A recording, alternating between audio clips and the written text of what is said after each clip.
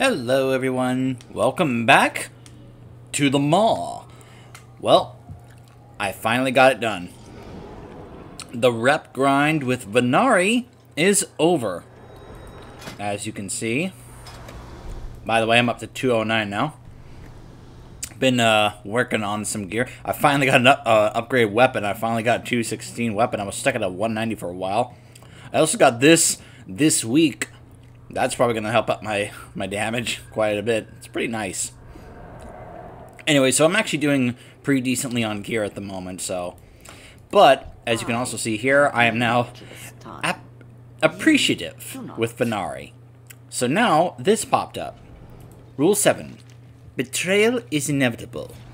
Our arrangement has been quite lucrative. Reliable associates like yourself can be so hard to find.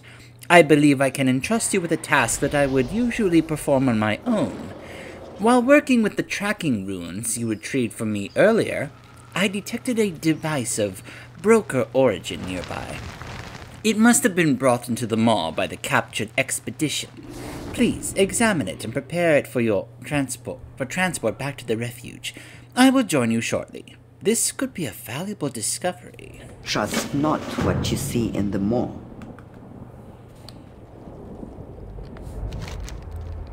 Huh, usually she has a bit of dialogue. Over here in Perdition Hold. Well, this will be interesting. So I've basically given up on trying to go through the mall as a DPS Death Knight. Even though I'm doing pretty well as Unholy at the moment.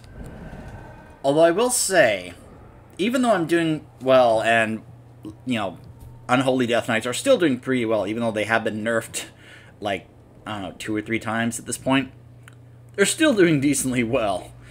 But they also have been buffing Frost, and I feel like we're getting closer to a point where Frost is going to become more viable, especially if that trend continues. If Blizzard continues to nerf Unholy, but also buff Frost in the process, then I think we're actually going to see Frost become a much more acceptable spec.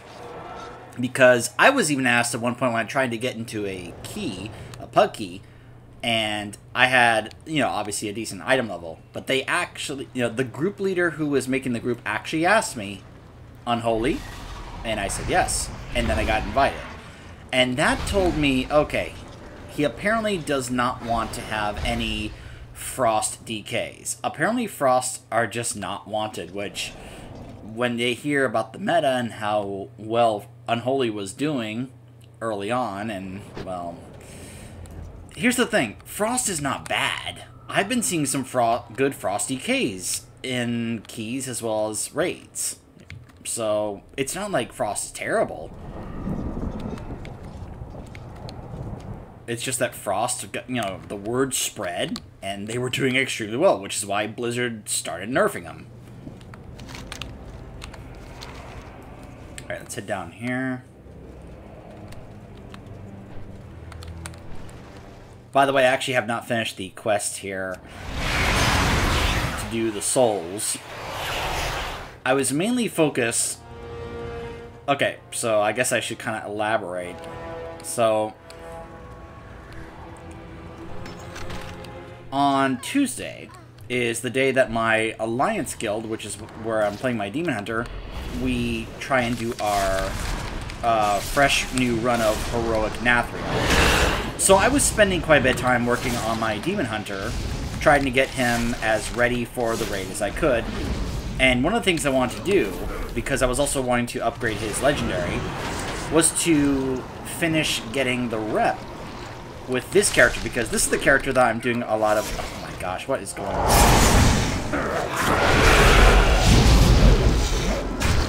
Really?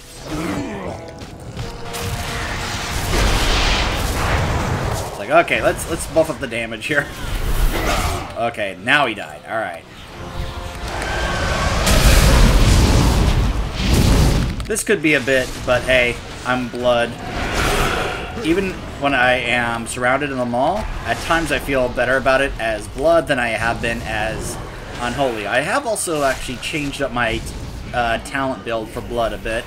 As you can see, I'm now using Blood Tap, which helps get me some runes back, which at times I feel is a necessary thing, because there are times I actually am a little hungry on runes. So having that ready to go is pretty nice. Though obviously I already have them on cooldown, but it doesn't feel that bad. Though it's not a huge concern for me because I'm not really at a point where I am entirely comfy tanking high keys. Now, I'm cool with tanking high Torghast runs. I used my Demon Hunter to tank a layer 8 in a Torghast run just yesterday. But tanking a Mythic Plus is a whole different thing. And the reason for that is the whole thing of needing to know what route to run, the percentage, which trash to take down. You know, it's that whole thing. And I haven't really learned all the routes and such when it comes to running the route within the time and the trash. Which trash to take down, which trash to ignore. What's the route we have to run to save ourselves on time. It's something that I never really got entirely comfy about.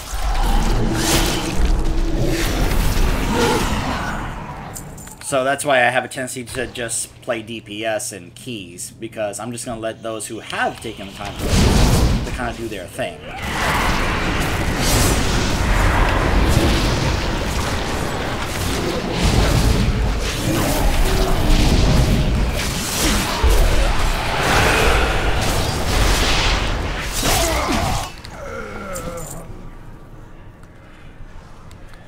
Looks like it's right over there.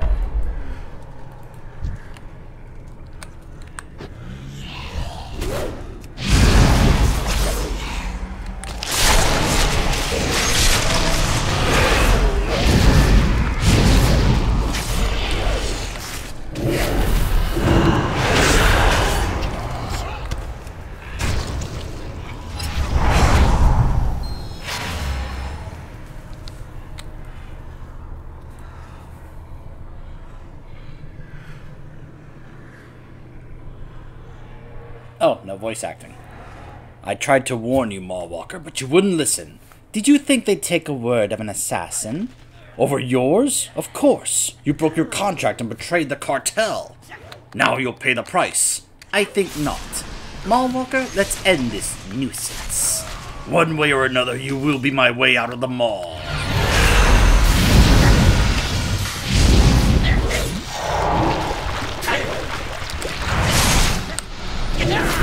So he seems to be a little beefy.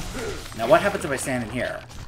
Oh, okay. Never mind. Don't stand in those. I didn't know what that was. What about this? Oh. Okay, I'm gonna avoid those from now on because this is just like the other...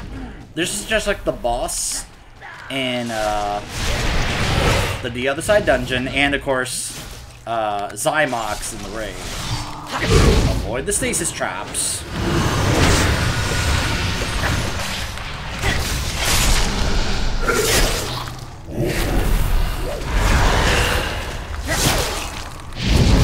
Gotten a, in fact, if you guys want to see the proof here, you can see I already have a couple of kills on Artificer Zymox and Heroic here. So yeah, I've gotten 5 out of 10 on this character for Heroic. Enough of this! I'll end you both and find another path back to Oribos. No, Rebax, you will leave the Maw, but you will never return to the cartel. What are you doing? Utilizing one of my more interesting devices. I'm afraid it will prove quite painful for you. No, you cannot hide! Venari, you... That took quite a bit of Stygia, but I suppose that's the tiny cost of doing business. Come, Mawwalker. I believe we have much to discuss. Indeed we do, Venari. In fact, I'll just go ahead and do this. Just to save ourselves on time.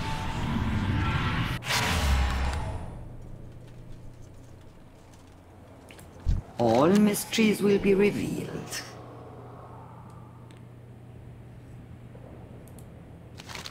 It seems that our partnership has become rather permanent. Cartel they will not rest until we are both eliminated. I suppose now would be the time to share one of my most important rules with you. Rule 7. Betrayal is inevitable, even from those close to you. Especially from those close to you. Now that we know there are mortals who can leave this realm, I suddenly find myself in what is,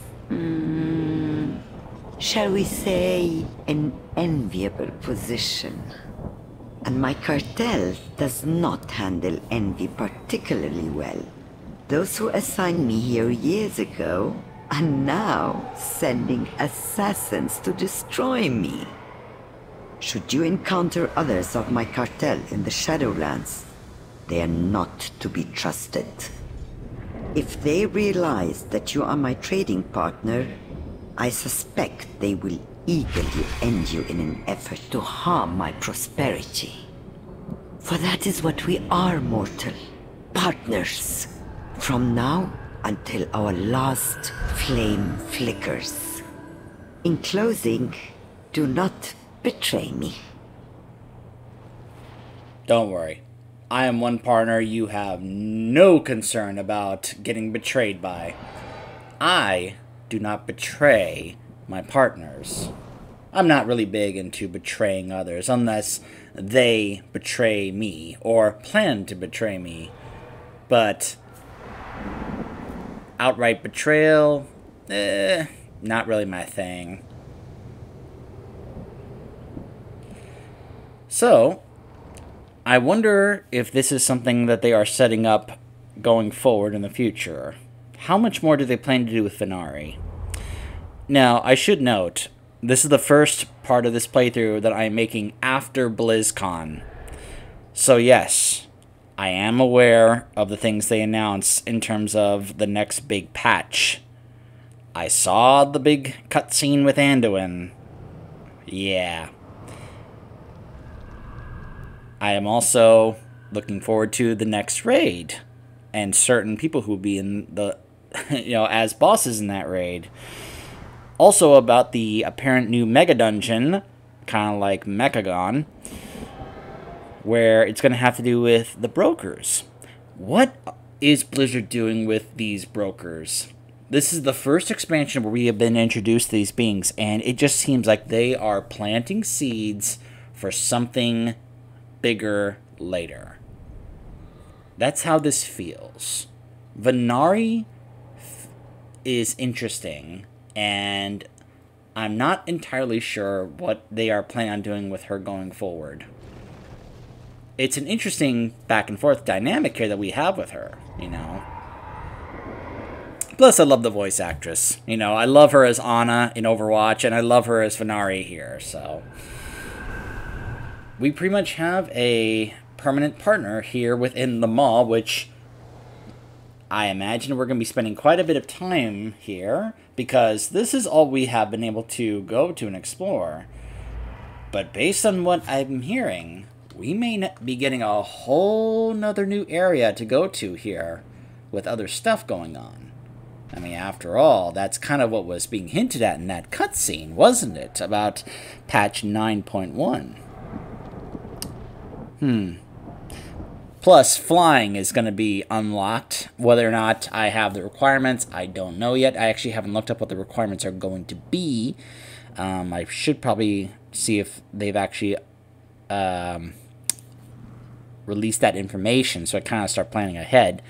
I've got the Diplomat achievement, because I've gotten, if you want to see how I've been doing on my reps, I have revered with all of them, other than Stitch Masters and Avowed and those, but those don't really count. What matters are the big ones, the 4 big ones. And I'm exalted with Court of Harvesters and my Demon Hunter because he's Venthyr. So, I'm not too far off from exalted with Ascended and with Wild Hunt. So, this is the character I'm mainly focusing the reps on, So, we shall see.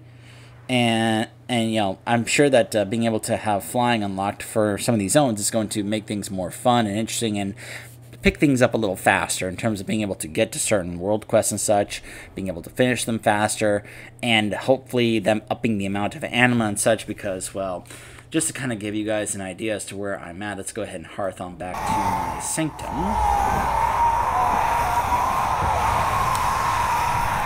I know I haven't finished getting all 20 souls here. I'll come back. I'll come back. It's also worth note that basically this week and next week, I'll have finished with the Renown.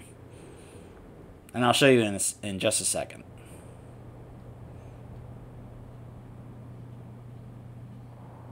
And the 1,000 anima quest, that's nothing. There's always a world boss to drop 250. As you can see here, that world boss is up. Amateur Knight is a great world quest to get 250 anima. Not to mention there is also another quest right here. This one right here, which also gives you a decent amount of anima.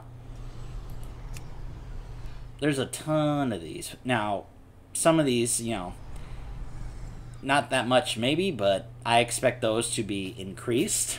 So, anyways.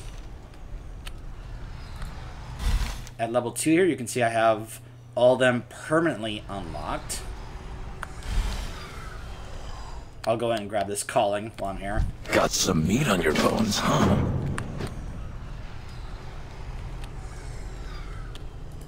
My arsenal is yours. I have level 2 upgrades for all 4 of my Sanctum stuff, the tier 2. I have tons of souls. That sounds a little strange. But as you can see, I'm a little lacking on the anima. Now, I'm down to 400 because I just spent, like, 2,500 or so Everything must over here. I keep everything well maintained. To get the weapon illusion. Because, as you guys can see... Accept nothing but victory. Look at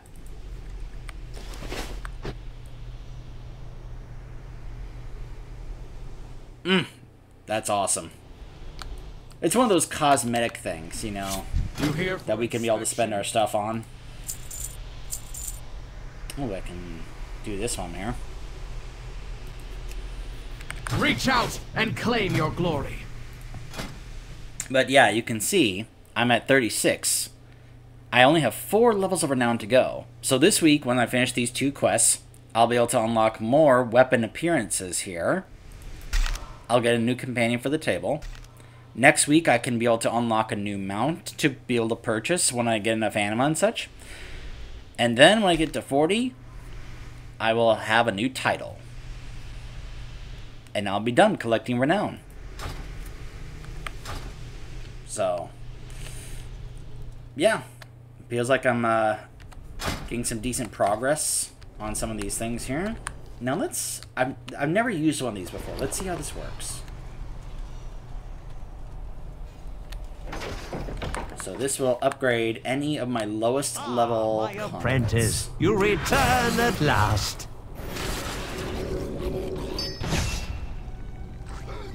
Okay. So that one got upgraded to 200. Okay.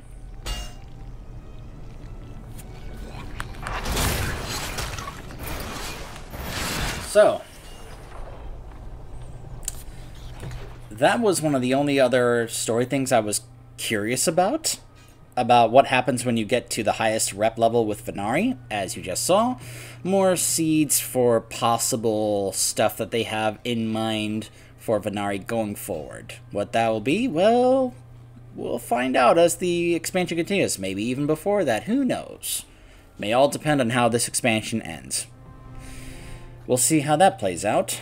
So I'm anticipating perhaps the next bit of story content that I'll be able to show you guys will either be when 9.0.5 comes out, though I'm not really... I think that's more just the gameplay changes, like tuning and, you know, changes to loot drops, which now loot drops are actually finally dropping, because they've actually upped the drop rate.